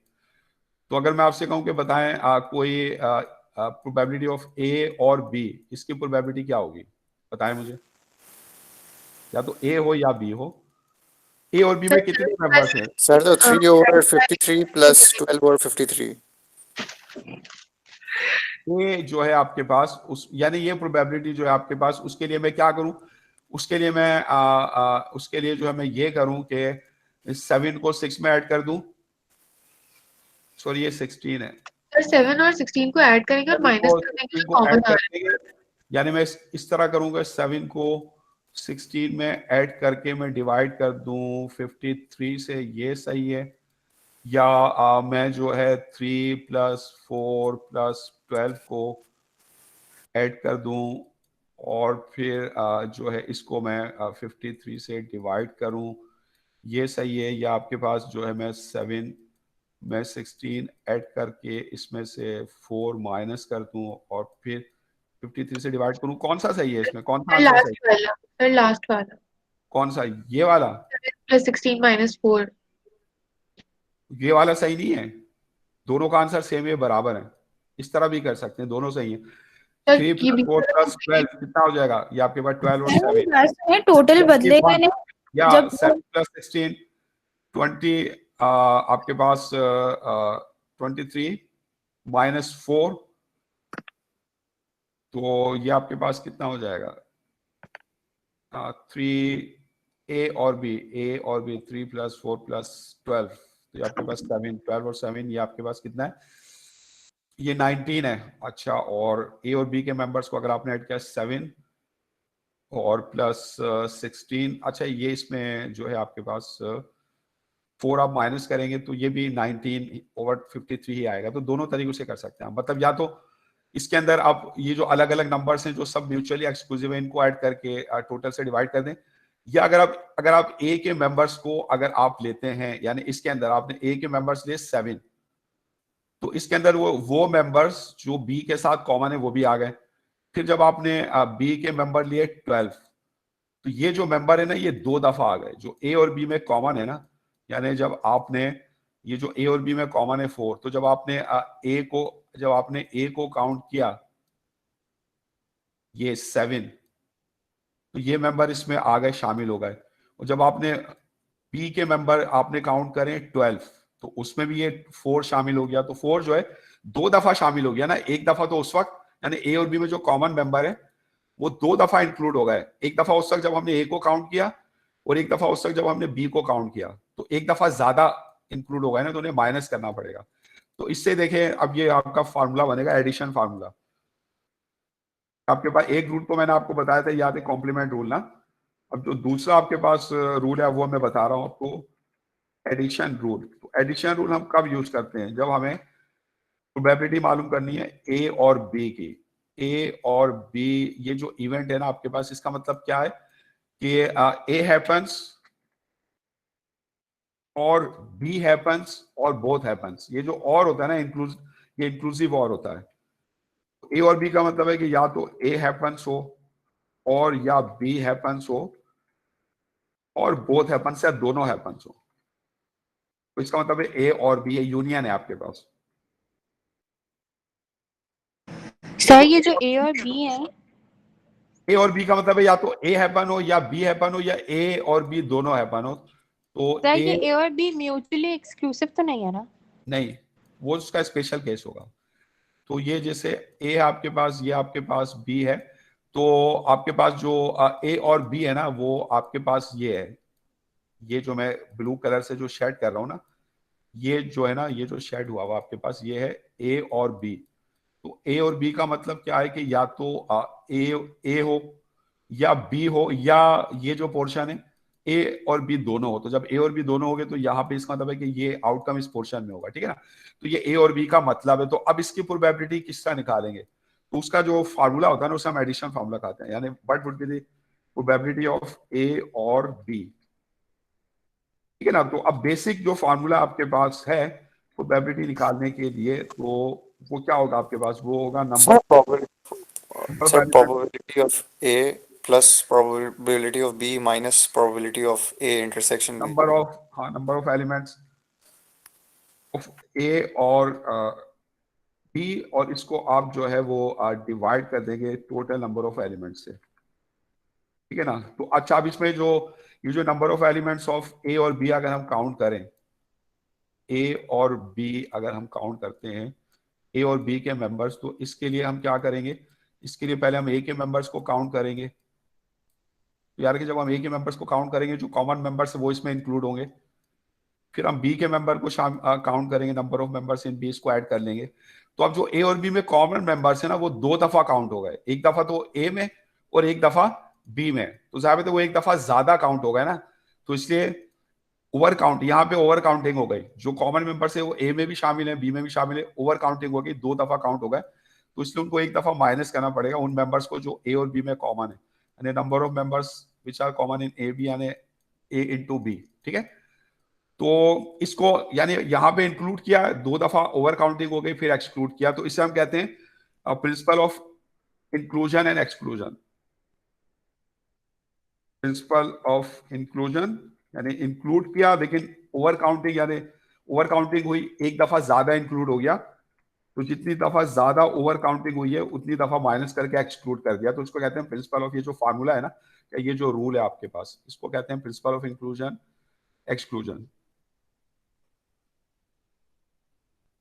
ठीक है, तो जो समझिए ये फॉर्मूला किस तरह निकाला मैंने, तो ये जो number of members in A और बी है आपके पास, तो इसको अगर आप जो है डिवाइड कर दें टोटल नंबर ऑफ मेंबर्स से, क्योंकि मैं फिर इसकी प्रोबेबिलिटी निकालना चाह रहा हूँ ना, तो इसकी प्रोबेबिलिटी क्या होगी आपके पास, ये है इसकी प्रोबेबिलिटी, NS से डिवाइड कर दें अगर आप इसको, तो अब इस इक्वेशन में फिर जब आप हर टर्म को NS से डिवाइड करना पड़ेगा, तो ये आपके पास क्या है, नंबर ऑफ मेंबर्स ऑफ ए, इसको डिवाइड करना पड़ेगा NS से, टोटल नंबर ऑफ आउटकम से, और NB को डिवाइड करना पड़ेगा आपके पास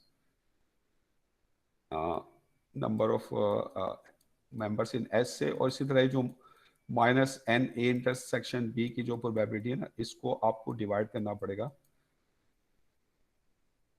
NS से, ठीक है ना। तो अब ये आपके पास क्या है, ये आपके पास क्या है, प्रोबेबिलिटी ऑफ A और B, that is equal to, ये जो आपके पास फ्रैक्शन है ये क्या है, ये भी प्रोबेबिलिटी है ना, ये किसकी प्रोबेबिलिटी है, ऑफ इवेंट A, तो ये प्रोबेबिलिटी ऑफ A और B that is equal to probability of A plus ये आपके पास क्या है, प्रोबेबिलिटी ऑफ B, तो plus probability of B minus, और ये क्या है, ये probability of A intersection B है, यानी probability of A into B। तो ये जो रूल है ना, इसको हम कहते हैं एडिटिव रूल। हम और को ना लॉजिक में एडिशन भी कहते हैं, तो इसलिए एडिटिव रूल कहलाता है। और जो है लॉजिक में उसको प्लस से रिप्रेजेंट करते हैं। अगर आप कंप्यूटर साइंस में होंगे तो वहां पे अगर आप बुलियन अलजेब्रा पढ़ेंगे तो उसके अंदर जो और ऑपरेशन होता है ना, उसको एडिशन से रिप्रेजेंट करते हैं, और जो मल्टीप्लीकेशन है या जो इंटरसेक्शन ऑपरेशन है, और ये यूनियन भी है, जो इंटरसेक्शन है उसको मल्टीप्लीकेशन से रिप्रेजेंट करते हैं, उसको एंड ऑपरेशन कहते हैं लॉजिक में, ठीक है। तो ये जो इसको हम कहते हैं, ये जो फार्मूला आपके पास that is called additive rule. तो समझिए एडिटिव रूल। सर यूनियन को भी मतलब एडिशन कहते हैं, हाँ, यूनियन को भी एडिशन कहते हैं, और इंटरसेक्शन फिर वो मल्टीप्लिकेशन हो जाएगा। मल्टीप्लिकेशन कहते हैं। तो ये आपके पास एडिटिव रूल है। तो इसमें तो अब एडिटिव रूल जो है आप कब यूज करते हैं, जब आपको ए और बी इवेंट की प्रोबेबिलिटी निकालनी हो। दोबारा मैं आपको बताता हूँ। अच्छा नहीं तो आपको बता, ए और बी क्या, इधर ए हैपन्स और बी हैपन्स और बोथ हैपन्स। चलिए इस तरह भी बताते हैं, इधर और क्या होता है। अगर मैं आपसे कहूं कि यू ईट इधर चॉकलेट और आइसक्रीम, क्या मतलब है, इसका मतलब या तो आप चॉकलेट खाएं या आइसक्रीम खाएं या दोनों खा लें, तो ये बात पूरी हो जाएगी, ठीक है ना। तो ए और बी आपके पास है, इधर ए और बी और बोथ।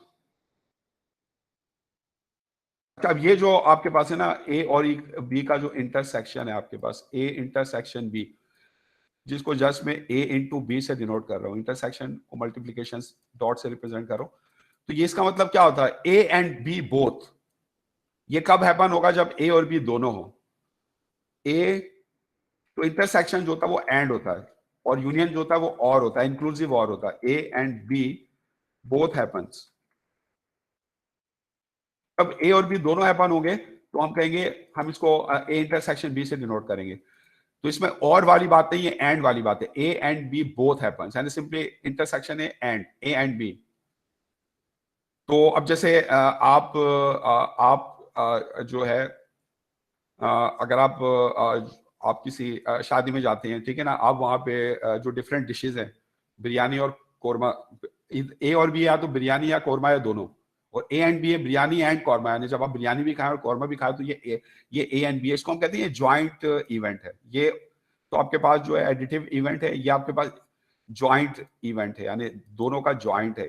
ये उस वक्त होगा जब दोनों होंगे। तो ये आपके पास जो है वो ज्वाइंट इवेंट है, और इसकी जो प्रोबेबिलिटी है ना, वो ज्वाइंट प्रोबेबिलिटी है।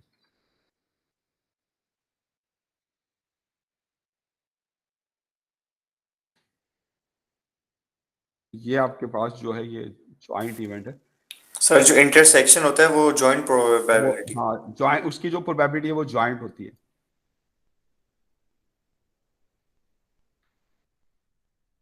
ठीक है, तो ये ज्वाइंट इवेंट है, और इसकी जो प्रोबेबिलिटी है, probability of A intersection B या probability of A into B, इसको हम कहते हैं ज्वाइंट प्रोबेबिलिटी, यानी दो इवेंट्स का, यानी ये उस टाइम की प्रोबेबिलिटी आप मालूम करें जब दोनों इवेंट्स एक साथ हों, बोथ हों।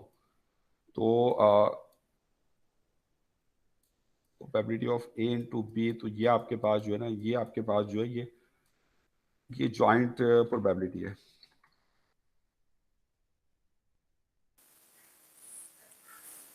ठीक है सर ये एडिटिव रूल का फिर बता देंगे कि आपने क्या डिफरेंशिएट किया था कि एडिटिव रूल और एडिटिव रूल हम उस वक्त यूज करते हैं जब हमें दो इवेंट्स के यूनियन की प्रोबेबिलिटी फाइंड आउट करनी है, उन्हें ए और बी की। ए और बी का मतलब क्या है, यानी ये मालूम करना हो कि एक इवेंट हो या दूसरा हो या दोनों हो, तो उसकी प्रोबेबिलिटी क्या होगी, प्रोबेबिलिटी ऑफ ए और बी। यानी अगर फर्ज करें आप जाते हैं, आप एक कार खरीदते हैं, कार रेड कलर की है और आप चाहते हैं कार होंडा की हो, तो हो सकता है आप रेड कलर की कार खरीदें, होंडा नहीं खरीदें। हो सकता है आप होंडा कार खरीदें, वो रेड कलर की ना हो, और ऐसा भी हो सकता है कि वो रेड कार भी हो और होंडा कलर की कार भी हो।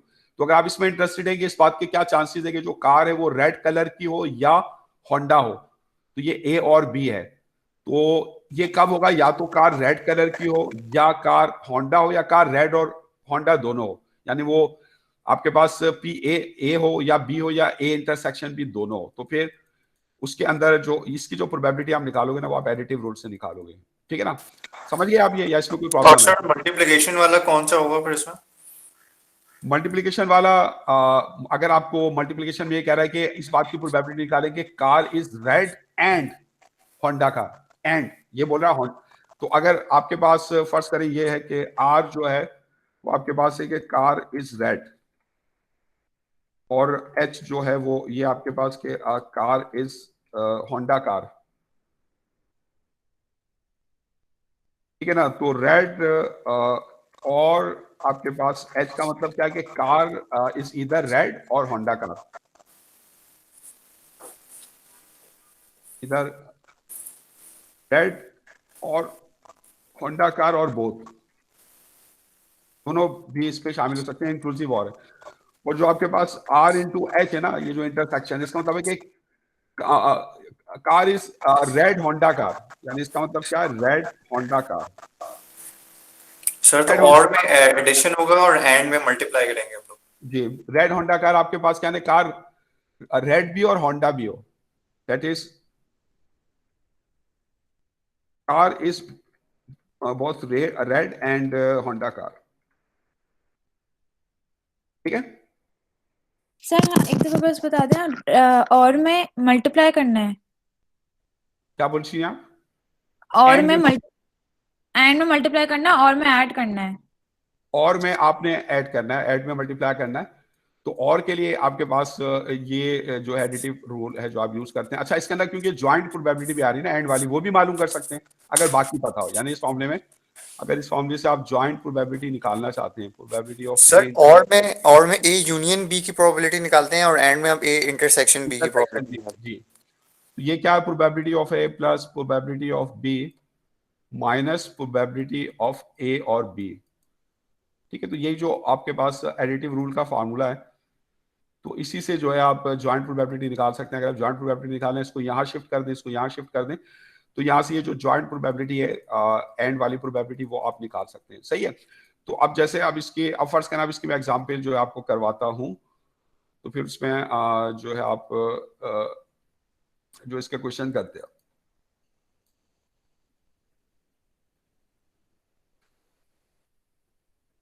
अच्छा, अब इसमें चले पहले ये वेन डायग्राम वाले भी, ये जो क्वेश्चन है ये हम इसमें कर लेते हैं। 480 नजर आ रहा है आपको? यस जी सर। सर। अब इसमें वेन डायग्राम दिए हुए देखें, ए 3 इवेंट्स है और तीनों जो है उनमें ओवरलैपिंग है। तीनों में कॉमन एलिमेंट्स कितने हैं, ये जो तीनों में कॉमन पार्ट है वो ये 3। तो ये जो जो 3 वाला है ना आपके पास, जो 3 वाला है, तो इसमें जो है आपके पास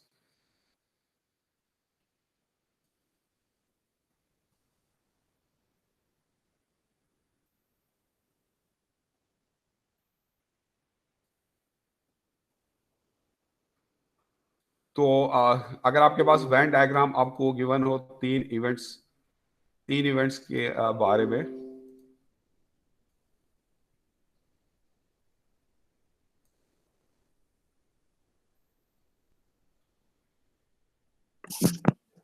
सर एक मिनट थोड़ा सा ऊपर कर दें।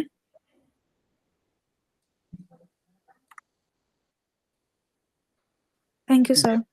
ये 3 इवेंट्स आपके पास ए, बी और ये सी।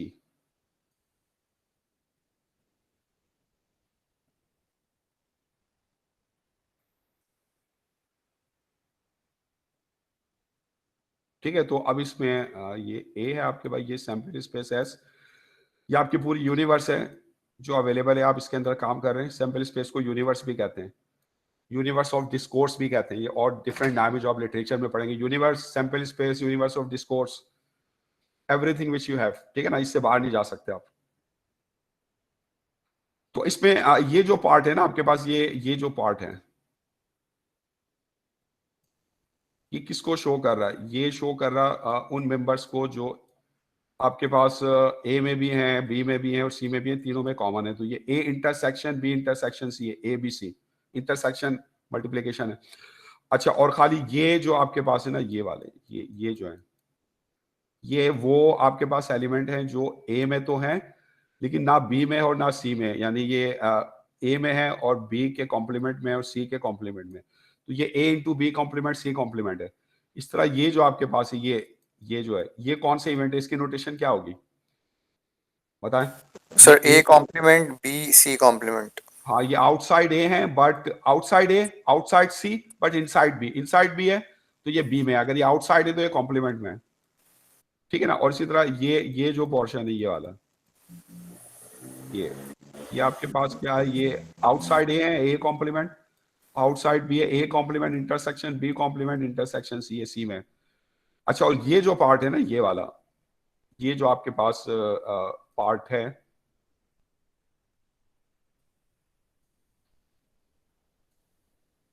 इसको मैं ब्लैक कलर से शो कर रहा हूं। तो अब ये जो आपके पार्ट है, ये ए में भी है और सी में भी है, लेकिन ये आउटसाइड बी है, ये बी से बाहर है। तो ये A into B complement into सी है, क्योंकि आउटसाइड बी है तो ये बी कॉम्प्लीमेंट में है, और इनसाइड ए एंड सी है तो ये ए और सी इसमें आ गए। इसी तरह ये जो पार्ट है, ये वाला ये जो मैं डॉट कर रहा हूँ ब्लैक से, ये वाला, ये आपके पास क्या है, इसकी नोटेशन क्या होगी? ये बी और C, sir A complement B intersection C, intersection B and intersection C. और ये वाला सर तो ये सी कॉम्प्लीमेंट ए इंटरसेक्शन, ये ए में है और बी में है और सी में नहीं है, ठीक है ना। सर ये ऑर्डर वाइज लिखना लाजमी है ए बी सी, मतलब हम वो चेंज भी कर सकते हैं ना, क्या करा हुआ है? आप कर सकते हैं, क्योंकि क्यों कर सकते हैं, ए इंटरसेक्शन बी को क्या बी इंटरसेक्शन ए लिख सकते हैं, क्या आप ऑर्डर चेंज कर सकते हैं? कर सकते हो, क्योंकि इंटरसेक्शन ये कौन सी प्रॉपर्टी कहलाती है? Commutative property. इंटरसेक्शन जो होता है कम्यूटेटिव होता है, कम्यूटेटिव ऑपरेशन में ऑर्डर चेंज करते हैं कोई फर्क नहीं पड़ता, तो आप ऑर्डर चेंज करके भी लिख सकते हैं, लेकिन ज़्यादा नेचुरल ऑर्डर बताएं तो वो ज्यादा अच्छा लगता है। अच्छा, और ये कौन सा, ये जो पोर्शन है बाहर जो रेड, ये रेड से जो मैं शो कर रहा हूँ, ये जो ना तो ए में है ना बी में है ना सी में है, ये जो आउटसाइड ए बी सी है, ये वाला, ये जो है, ये जो पोर्शन है ना, ये ना तो ए में है, ये ए कॉम्प्लीमेंट, ना ही बी में है बी कॉम्प्लीमेंट, और ना ही सी में है सी कॉम्प्लीमेंट। तो A complement into B complement into C complement, समझ में आ रही बात? तो ये जो 3 आपके पास इवेंट्स हो गए ना, ये आपकी सैंपल स्पेस को कितने पार्ट्स में डिवाइड कर देंगे? 1 2 3 4 5 6 7 8 पार्ट्स में, ये 8 है, 8 इवेंट्स में डिवाइड कर देंगे। बात समझ आ रही है? तो अब अगर फर्ज करें अब ये एक्सरसाइज, चले मैं आपको यहाँ पे ये दे देता हूँ एक्सरसाइज, आप प्रैक्टिस में कर लीजिएगा। जैसे यहाँ पे आपके पास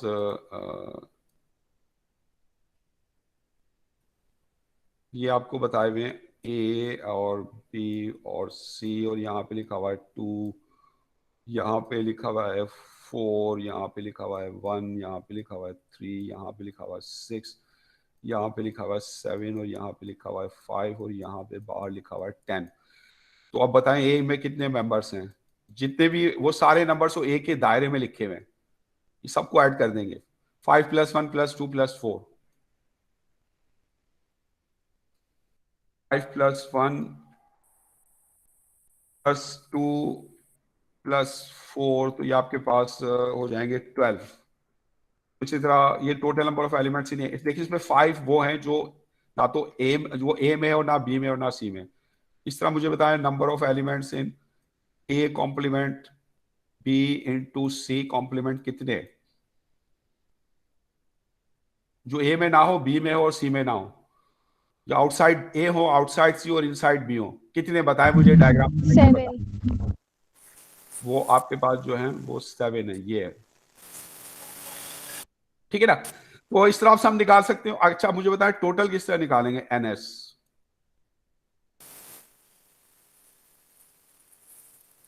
एनएस क्या, 5 plus 4 plus 2 plus 1 plus 7 plus 3 plus 6 plus 10, ये जो आउटसाइड है इनको ऐड कर लेंगे। अच्छा और अगर मैं आपसे कहता हूं बताइए भाई इस इवेंट की प्रोबेबिलिटी क्या है कि A happens but B does not happen, तो बताएं इसकी प्रोबेबिलिटी क्या होगी। ए हैपन्स बट, एंड को ना बट भी कहते हैं, याद रखें लॉजिक में एंड कह लें या बट, इसका मतलब एक ही होता है।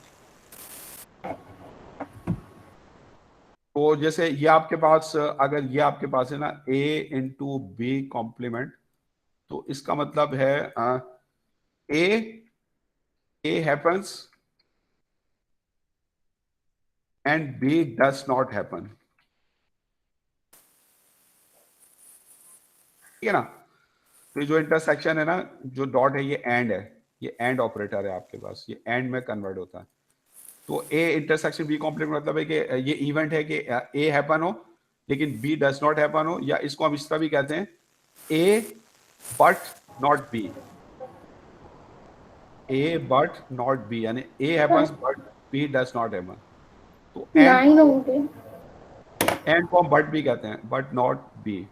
तो अब मुझे बताएं इसकी प्रोबेबिलिटी क्या होगी, वो कौन सा एलिमेंट है, number of elements in A intersection B complement कितने, ऊपर वेन डायग्राम से बताएं। 9। और divided by total number of elements S, तो ये कितने आपके पास, वो एलिमेंट जो ए में हो और बी कॉम्प्लीमेंट में ना हो। बी कॉम्प्लीमेंट यानी आउटसाइड ए हो, यानी ये आ गया आपके पास और ये आ गया, और फिर वो साथ साथ ए में भी हो, तो ये है 5 और 4, ये 5 प्लस 4, और नीचे आपके पास कितने होंगे, सबका सम होगा जो आप यहाँ निकाल चुके होंगे, जो भी यहाँ पे आपने निकाला वो यहाँ पे वैल्यू आ जाएगी। इसे कितना हो जाएगा, 6 2 8 4 12 6 18 और 10 28 और 10 38, ये 38 है टोटल। तो ये आपके पास है 9/38, ये इसकी प्रोबेबिलिटी है। समझ में आ रही बात है, इसमें कोई प्रॉब्लम है, ठीक है। तो अब जो है आप ये एक्सरसाइज पर आ जाए, अब आप इसको कर सकते हैं। जैसे ये वेन डायग्राम आपको दी हुई है, तो इस वेन डायग्राम में आप मुझे बताएं ये कितने एलिमेंट्स हैं जो ए बी सी तीनों में है। ए इंटरसेक्शन मेंबर कितने हैं, 3 हैं। अच्छा और ये 25 क्या है सर, 25 है कि सी ए बी कॉम्प्लीमेंट, सी और बी दोनों कॉम्प्लीमेंट, सी और ए और बी कॉम्प्लीमेंट हो, complement C A complement into B complement. Yes याद रखें A dot B complement is not equal to A complement dot B complement, वो डी मॉर्गन्स लॉ से निकालते हैं। वो भी मैं आपको बताऊंगा कि ज्वाइंट का अगर कॉम्प्लीमेंट निकालना हो तो वो किस तरह निकालेंगे, या और का कॉम्प्लीमेंट निकालना हो। तो अभी आप बता दें प्रोबेबिलिटी ऑफ ए, खुद इस डायग्राम से बताएं ए के अंदर टोटल कितने मेंबर्स हैं, 10 प्लस 2 प्लस 3 प्लस 6। ये जो ए के दायरे में जितने भी नंबर्स लिखे हुए सबको ऐड कर लेंगे तो ये नंबर ऑफ एलिमेंट्स इन ए। तो 10 प्लस 2 12 प्लस 3 15 प्लस 6 21, ये नंबर ऑफ एलिमेंट्स इन ए। तो 21 divided by total number of elements जो कि आपको दिए हुए 100, या आप इस तरह भी काउंट कर सकते हैं 10 plus 2 plus 3 plus 6 plus 4 plus 25 plus 20 plus 30, ये 100 आएगा। तो सॉल्व कर लेंगे सबको। तो सर वो बी बट नॉट ए और सी वाला किस तरह से होगा, ये आप खुद करें, ये मैं आपके ऊपर छोड़ रहा हूं, खुद फिगर आउट करें, वर्कआउट करें, ठीक है। तो अब यहां पर जो है मैं आपको ब्रेक दे रहा हूं, तो मैं आपको 2:10 होने 30 मिनट्स का ब्रेक दे रहा हूँ। 2:40 मिनट 2:09 होने 2:39 पर दोबारा आ जाइएगा। ओके, खुदा हाफिज।